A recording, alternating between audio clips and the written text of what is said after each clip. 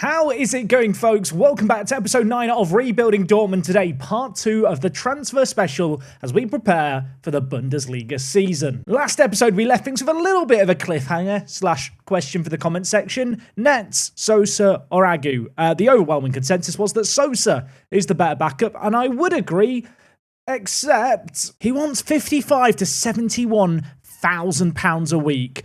As an important player. £70,000 for a backup. Just as a reminder, our starting left-back in Vitali Becker, 22 years old, capped for the German national team, feels like a long-term solution, and while Sosa is a comparable player, I don't want to be paying him twice as much as what Becker is already on. And to make things even worse, Nets is going to want a similarly large sum of money. Obviously, he also costs 17 million.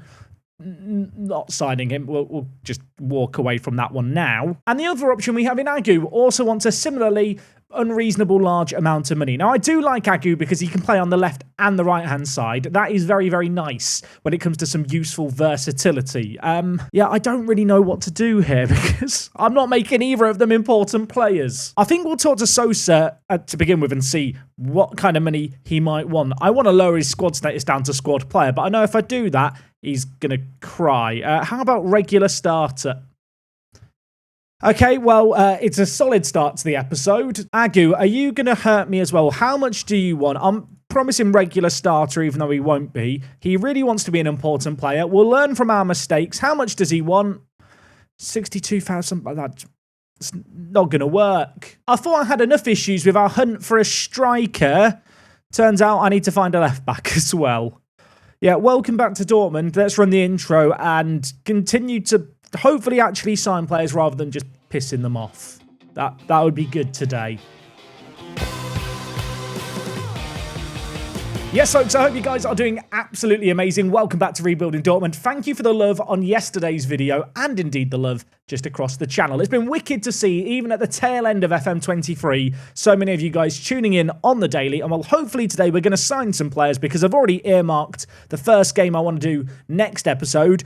Union Berlin, my former club at home. Of course, 2 years ago, we were manager of this team. Last season, they had Champions League football. They got knocked out in the knockout stages, I think, against Barcelona. In the league, they only managed to get Europa League football, and I feel like it's going to be a good test to start the season. And so with that all said, I think first order of the day, find a left-back who actually wants to sign for me for a reasonable sum of money. Having looked through all the options available, there's two players that I could go for. I'm not sure how much of an improvement they are on Anning, who I was looking to replace from the first team. If we look at Prince here compared with Karim, who is one of the players I'm looking at, you can see here Karim is definitely an improvement across the board. Last year he played 31 games for Hamburg, got signed, as you can see here, for Leverkusen for £2.4 million. If I want to sign him, it's going to cost me 700k to 7 million. Why is that such a big range? And why are his wage demands £40,000 to 50,000? And why does he think he should start most of the games? I've got many questions and no answers. Jacobs is the only other player that I've really stumbled across that I look at and think, yeah, you know what? You could be our left back. You could be a good backup. But here's the issue. When I compare him to Anning, He's not that much better than Anning. Do I actually need a new left-back, or do I just keep Prince Anning around for a year? Have I been selling this guy short? Is he serviceable as my backup? I feel like my standards are dropping, but equally, I don't want to be paying a backup £40,000 a week. I suppose the argument is, Jack, you could get in someone to really compete with Vitali Becker, but given the fact he got 10 assists in 32 games last year, I don't really feel like he's got much of a point to prove. I feel like he is a really, really good left-back option. One potential possibility we did talk about is getting in a new centre-back option, and then Arian B competes with Becker for the left-back position, whilst also being a backup centre-back. Beginning to think that might be more the play. If I did want to go down the centre-back route, you can see here there's so much more talent available. Players that would be really good additions. Players like Udekai, who is currently playing for Leicester, 29 years old, 10 caps for the national team.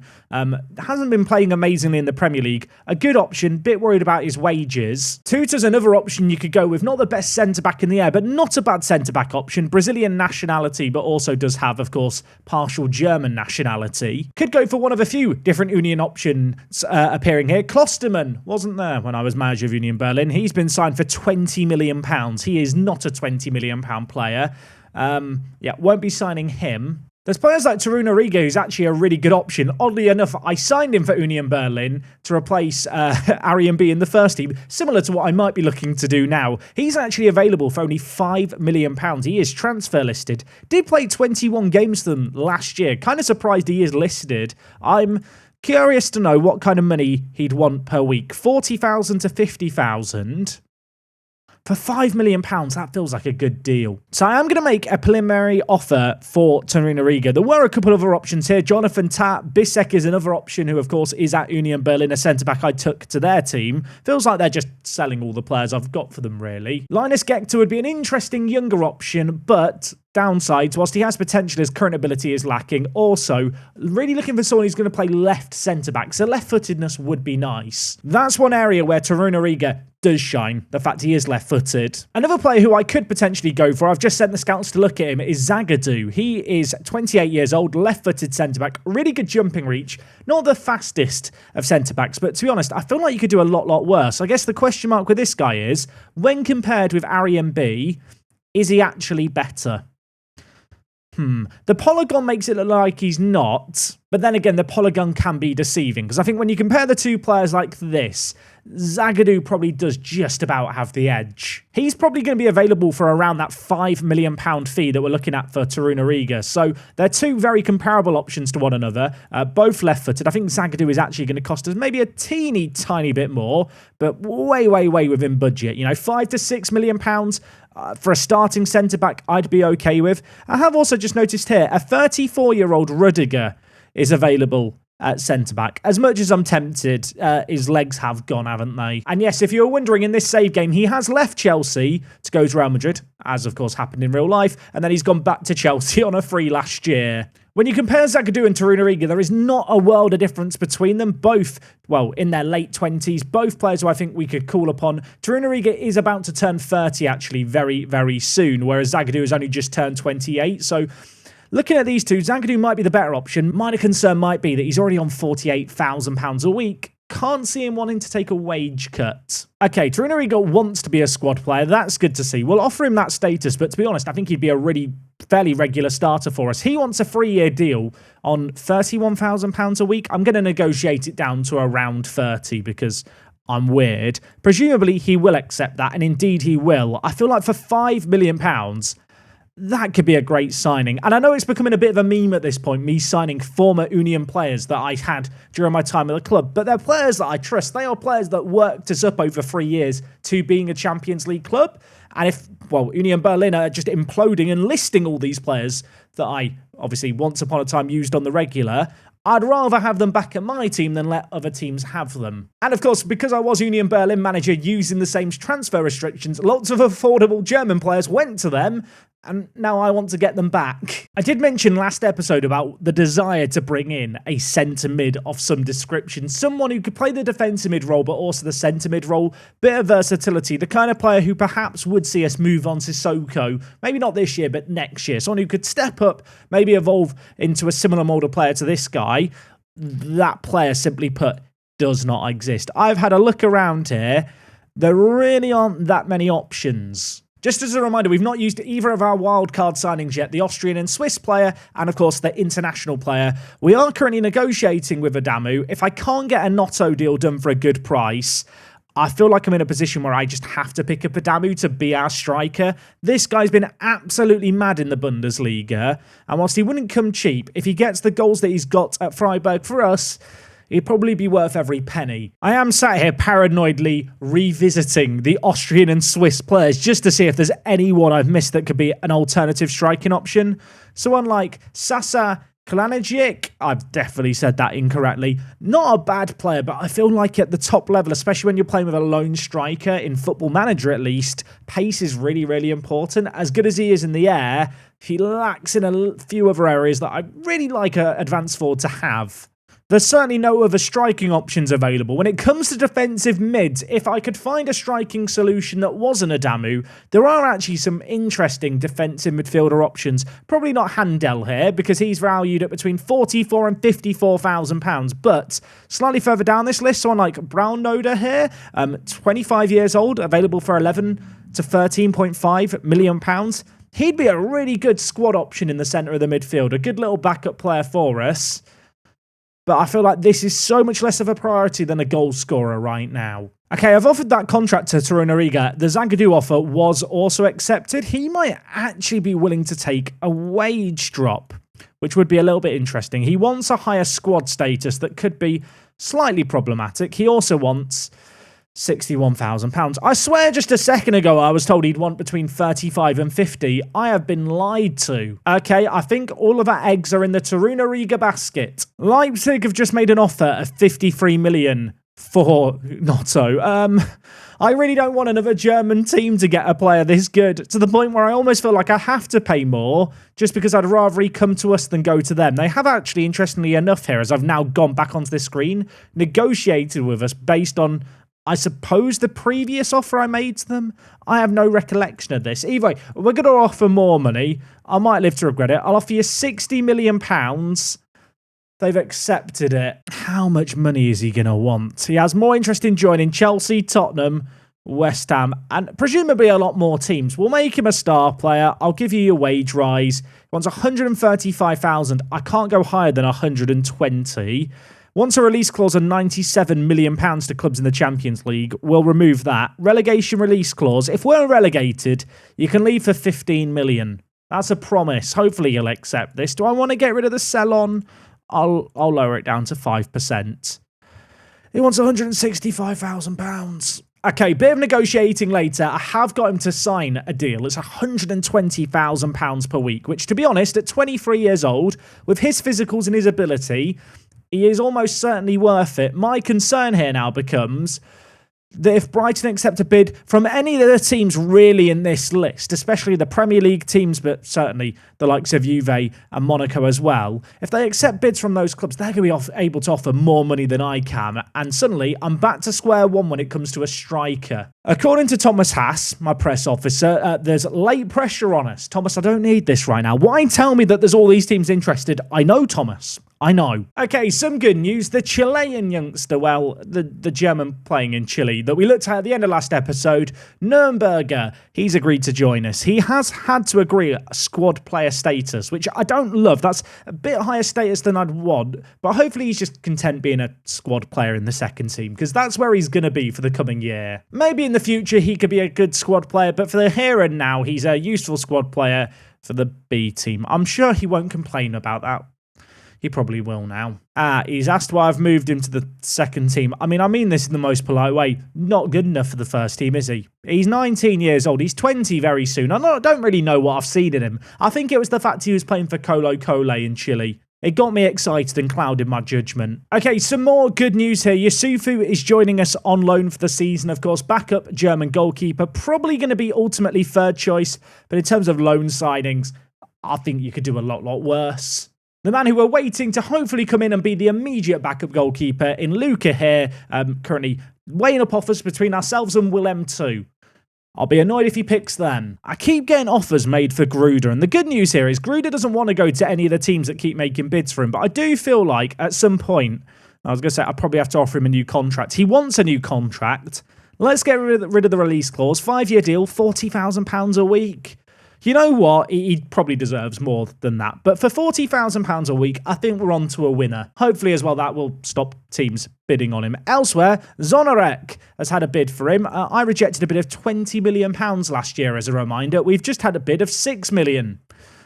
Yep, rejecting that. Now, I have been asked to confirm the signing of Junior Adamu. I'm going to delay this for now, just pending the Notto deal. If Notto does sign for us, I would be inclined to maybe cancel this deal. I mean, theoretically, I could have them both. Adamu would probably play out on the left-hand side, cutting in on his right foot. Notto could play through the middle. Of course, just as a reminder, Wilfred, he can play anywhere in the final third, so he could equally play out in those wider areas. But really, I feel like when you're spending £60 million on a player, you're kind of spending that money for him to play at striker. I am still thinking about Cali Muendo, you know. We looked at him last episode. He plays for Stuttgart. 11 goals in 48 games is concerning. But when you consider he's available for £21 to £25 million, I'm paying more than double that for Notto.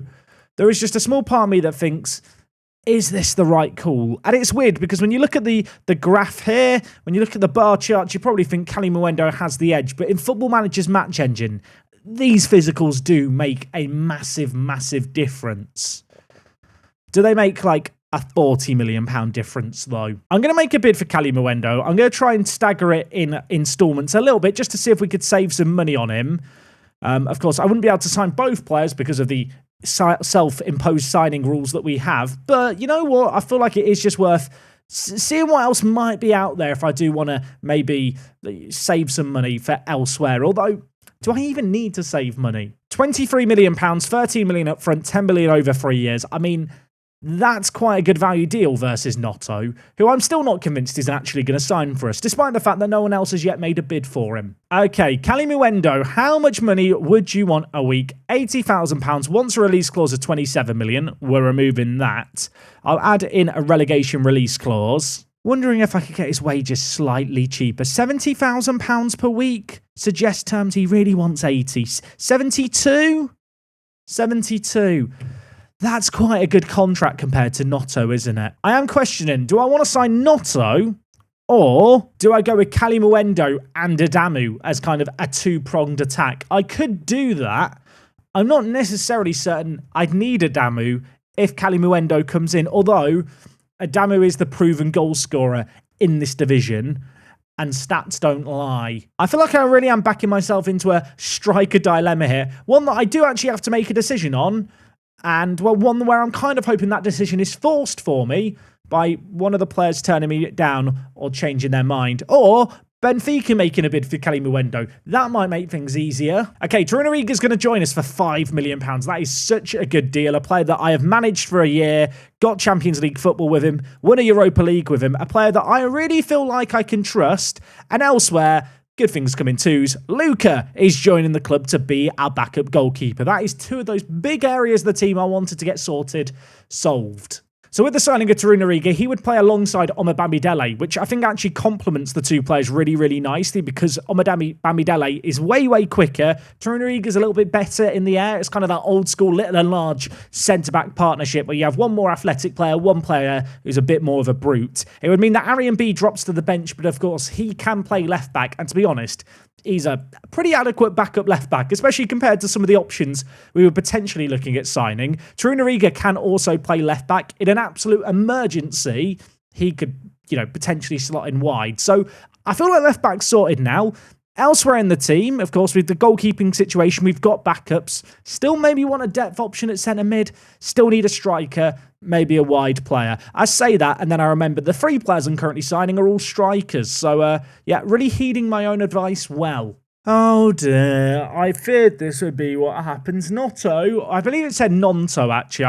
I'd like to apologise because I'm not pronouncing it correctly. Nonto. £60 million, £120,000 a week. That is an absolutely absurd offer, but he is 23 years old with, well, let's be honest, outrageous physicals, outrageous technicals. His goal-scoring record for Brighton, albeit in the Championship, hasn't been incredible, but I do feel like he's a really, really good player. And whilst his mentals are lacking, his mentals in the areas that you need to have mentals for a striker, I mean, you can see they do actually exist. It's only £30 million this year, £120,000 a week. It is a massive signing. He is the Makoko replacement, really. Perhaps that's the lens I should be looking at it through. And whilst he doesn't compete with Makoko, who of course we lost for his release clause of £68 million. For £60 million, you are getting a very, very similar mould of player who perhaps has a teeny tiny bit more versatility and, well, potentially doesn't have all the negative hidden attributes that Makoko also has. I'm sure some of you are sat screaming at your monitors saying, sign him or don't sign him. I'm tempted to hit delay, but I know if I do that, I'll keep hitting delay. I'm going to hit the big green accept button. Welcome, Wilfred.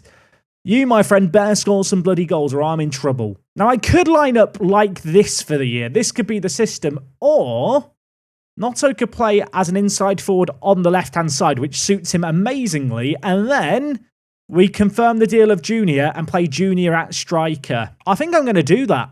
I think that's the plan. They were both on the thumbnail in yesterday's video. They're about to both be in our starting 11. That is 2 massive striker signings for a combined £82.5 million.